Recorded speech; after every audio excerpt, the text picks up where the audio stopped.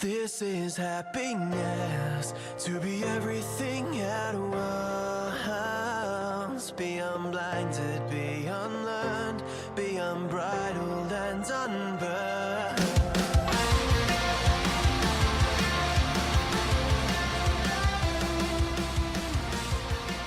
Hey everyone, and welcome back to a brand new episode of Mood Prep. My name is Dave Nixon. Today I'm actually going to share with you a quote or a passage. There's a quote sort of that picture quote, and then I've got a passage to share with you. Funnily enough, this is something that I wrote 2 years ago, but a friend of mine shared it when I wrote it, and then they shared it again today. Interesting enough. So the picture quote says, "Everything you are going through is preparing you for what you asked for." And this ties into many things that I've spoken about before, is that often when we set goals or targets, we don't actually get the goal or target, we get the problems that we need to solve in order to earn the goal or the target, right? And so this is what's really important when we go, okay, I want to get stronger, and then all of a sudden it's like, oh, I'm getting stronger, then I've got an injury all of a sudden. It's like, well, it didn't happen all of a sudden, for one, usually. And two, this is also part of getting stronger, because stronger isn't just picking up a heavy barbell or something along those lines. Stronger means a stronger relationship with your body, right? Like it's a lot more than simply just this idea of getting physically stronger with a barbell. So understanding all this, it's the same as everything else. It's like, okay, I want to I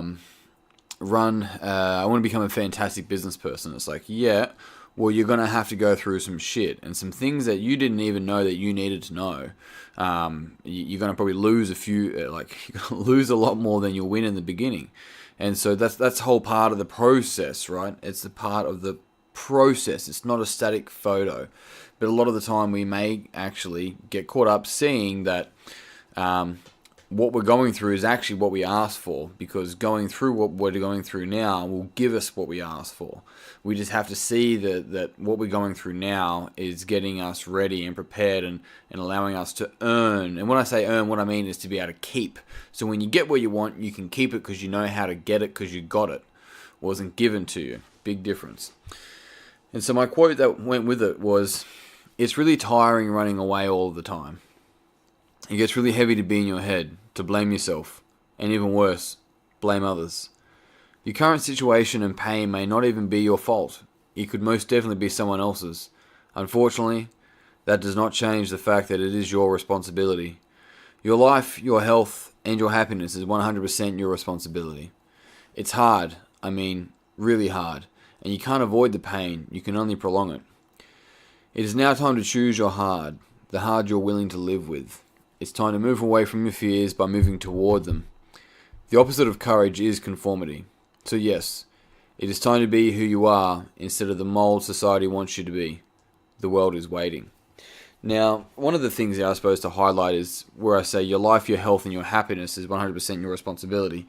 And people may argue, they go, well, things can happen to your health that, can really impact and affect your life that 100% you can't plan for or organize, and it's difficult to think that you're responsible for it. But even a part of that is like, you were born and you may not have asked to be born, but a part of that part of life is the unknown of the things that can occur and do occur. They do occur, maybe not to us, maybe to people around us, and that's a hard pill to swallow. But the reality is that all of us have a timeline, and you hear me talk about it a lot. Maybe it's depressive for some people, or some people's friends that have told me otherwise. But my point here being, amongst all of that, is what's so crucial to look around at what is in our responsibility.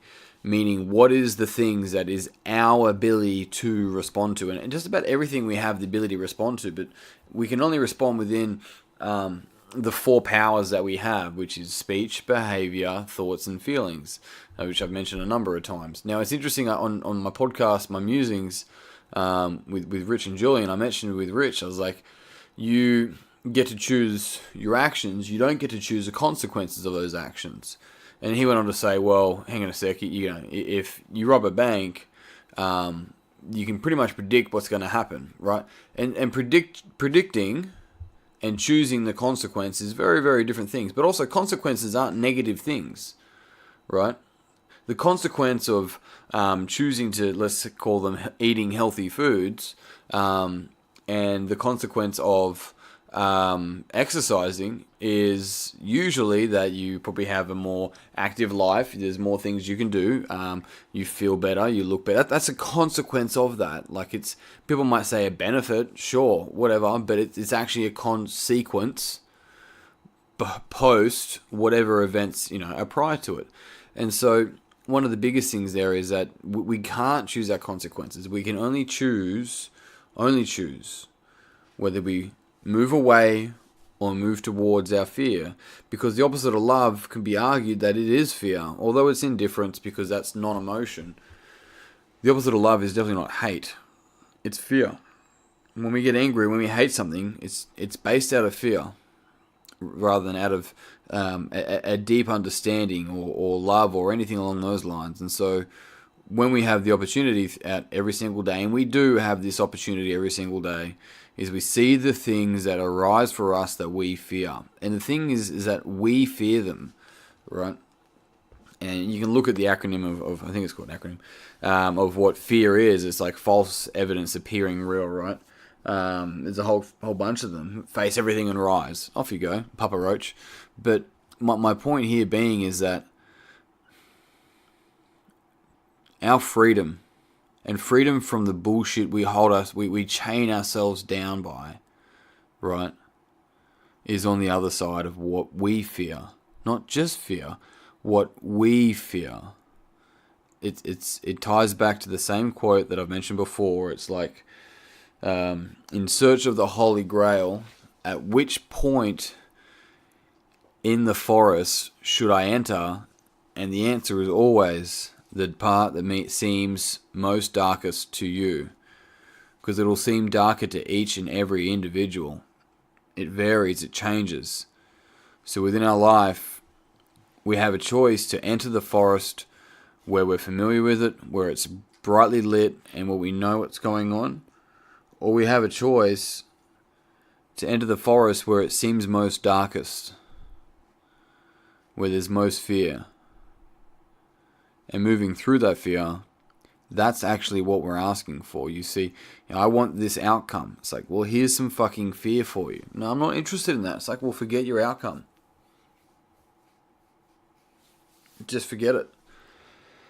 Because if you're not willing to move through that, whatever that is, whatever egoic structures or whatever imaginary demons or whatever is arising for you, like whatever that is, whatever the fucking dragon is, And so here's the idea: is that there isn't a dragon that can kill you unless you let it.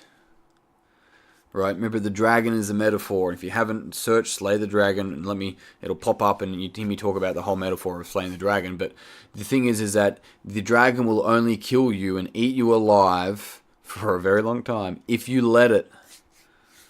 You created the dragon. You can kill it. You can tame it. And when you realize that, when you recognize that, when you can recognize that, you can also see that there is no dragon. Then that's when you take control. It's when you truly start moving towards the things that you want most. And in saying that, team, I am out. Thank you very much for tuning in. I really appreciate it. As always, my dog is here chewing and snorting. Look, if you found this podcast beneficial, it would mean the world to me if you'd pass it on to someone else that you think would also find it beneficial. If you haven't already, you should definitely check out davenixon.com.au, and under the seminars tab, I have my Mood Prep Intensive coming up 4 weeks from now. Early bird tickets are still live until this Sunday, okay? Sunday the 18th or whatever it is. Tomorrow's the 14th, 15th, 17th. So, till the 17th. Okay, so if you want to get tickets, it's a 2-day seminar. We're going through all the developmental models, all the stuff that I've talked about on here. You get to be around like-minded people. You've heard me talk about it. Then jump on that and come along. Otherwise, I think that's kind of it. Jump on the Facebook group. It's Mood Prep Online. I go live in there monthly. There's a continued discussion from there. Courtney does a fantastic job with that. Otherwise, that's it for me. That's it. Done. Out. I'm out. Until tomorrow, you know the drill. Peace and pizza. Kick today in the dick and slay the dragon. By the way, did I mention that those mugs? Remember, do you see those mugs on my Instagram? I haven't talked after that sign off before, but here it is. All the people that attend my seminar get that fucking mug. It's the best mug. Anyway, I'm out. Done. See you guys tomorrow. to be everything at once. Be unblinded, be unlearned, be unbridled and unburned.